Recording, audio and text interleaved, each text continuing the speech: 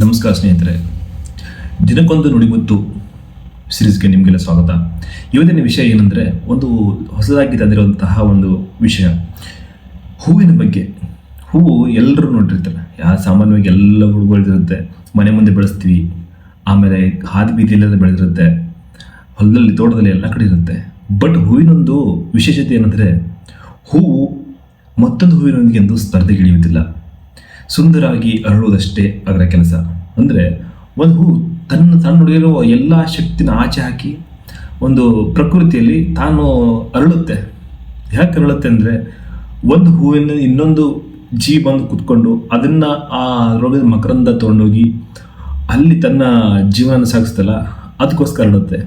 ಹಾಗೆ ಒಂದು ಹೂವು ದೇವಸ್ಥಾನದ ದೇವರ ಪಾದಿಗೆ ಹೋಗುತ್ತೆ, ಇನ್ನೊಂದು ಹೂವು ದೇಹದ ಮೇಲೆ ಹೋಗುತ್ತೆ. ಬಟ್ ಅದೇ ಹೂವು ಎಲ್ಲಿ ಹೋದರೂ ತನ್ನ ವಾಸನೆಯನ್ನು ಅಂದರೆ ಸುವಾಸನೆಯನ್ನು ಯಾವತ್ತೂ ಕಳೆದುಕೊಳ್ಳಲ್ಲ.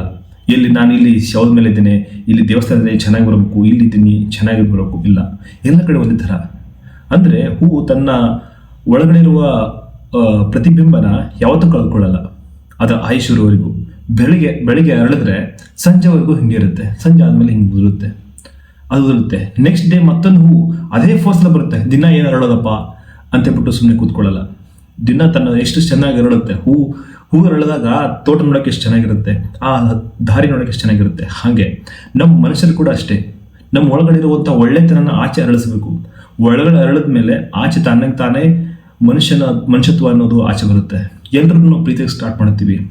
ಹಾಗೆ ನಾವು ಅದೇ ರೀತಿ ನಮ್ಮ ವ್ಯಕ್ತಿತ್ವವನ್ನು ಯಾವುದು ರೂಪಿಸ್ಕೊಳ್ಬೇಕು. ಒಂದು ನಮ್ಮಿಂದ ಒಳ್ಳೇದಾಗಬೇಕು, ಇಲ್ಲ ಅಂದರೆ ನಾವು ಒಳ್ಳೆಯದಾಗಿರ್ಬೇಕು. ಯಾವ್ದು ಎರಡರಲ್ಲಿ ಒಂದು ಮಾಡಿದ್ರು ನಾವು ಯಾವತ್ತೂ ಸಮಾಜಕ್ಕೆ ಒಳ್ಳೆ ಮಾರ್ಗದರ್ಶಿ ಆಗಿರ್ತೀವಿ.